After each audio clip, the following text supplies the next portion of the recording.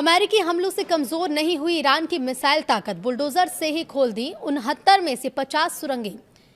Iran की missile ताकत पर एक रिपोर्ट आ गई है। रिपोर्ट में क्या कुछ कहा गया है, चलिए बताते हैं। नमस्कार, बहुत स्वागत है आपका। न्यूज़ 18 का डिजिटल प्लेटफॉर्म आप देख रहे हैं। मैं हूं रितु सिंह।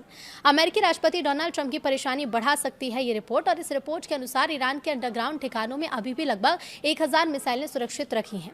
अमेरिका और इजरायल ने दावा किया था कि जंग के बीच उनके लगातार हमलों ने ईरान की मिसाइल ताकत को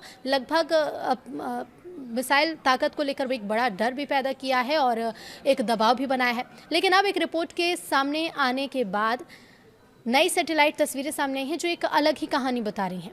ईरान ने केवल बुलडोजर और डंप ट्रकों जैसी साधारण मशीनों की मदद से अपने कई भूमिगत यानी कि अंडरग्राउंड मिसाइल ठिकानों को फिर से चालू भी कर लिया है।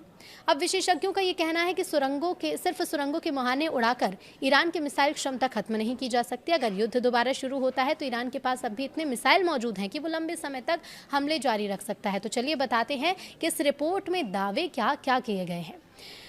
तो देखिए, इस रिपोर्ट के मुताबिक विशेषज्ञों का ये कहना है कि ईरान जल्द ही इजरायल और मिडिल ईस्ट के दूसरे देशों पर पहले से कहीं ज़्यादा लंबी दूरी की मिसाइलें दागने की स्थिति में पहुंच रहा है। इसकी वजह यह है कि उसने तेज़ी से अपने दबे हुए मिसाइल भंडारों को फिर से निकालना शुरू कर दिया। दरअसल कई हफ्तों तक अमेरिका और इजरायल के हमलों ने ईरान के अंडरग्राउंड मिसाइल ठिकानों तक पहुँच को सीमित कर दिया था।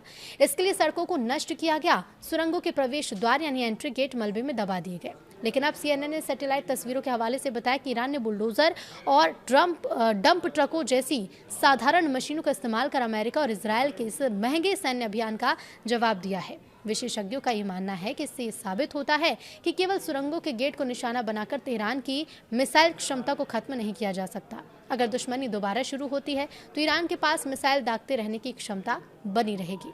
इस रिपोर्ट के मुताबिक विशेषज्ञों का मानना है कि जब तक ईरान के पास लॉन्चर और उन्हें चलाने वाली टीमें हैं, तब तक वो मिसाइलें दागता नहीं रह सकता है, भले ही नई मिसाइलों का उत्पादन रुक जाए।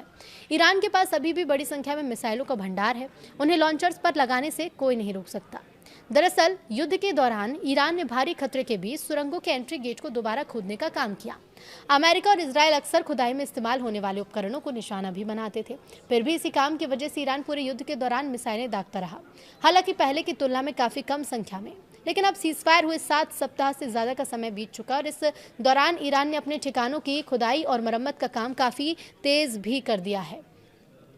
इधर मिसाइल ठिकानों के 69 सुरंग प्रवेश द्वारों को निशाना भी बनाया गया था। जांच में पाया गया कि इनमें से 50 को ईरान अब फिर से खोल चुका है। ईरान ने ठिकानों के दूसरे हिस्सों की मरम्मत भी की है, जिसमें वो सड़कें भी शामिल हैं जिन्हें अमेरिका और इजरायल ने इसलिए बमबारी करके खराब कर दिया था ताकि मिसाइल लॉन्चर उनका इस्तेमाल ना कर सके। सैटेलाइट तस्वीरों में दिख रहा है कि इन बम गड्ढों में से लगभग सभी अब भर दिए गए हैं। 2 जगहों पर तो सड़कों पर दोबारा पक्की परत भी बिछा दी गई है। विशेषज्ञों का ये मानना है कि ईरान के भूमिगत ठिकानों में अभी भी लगभग 1000 मिसाइलें सुरक्षित ही रखी हुई हैं।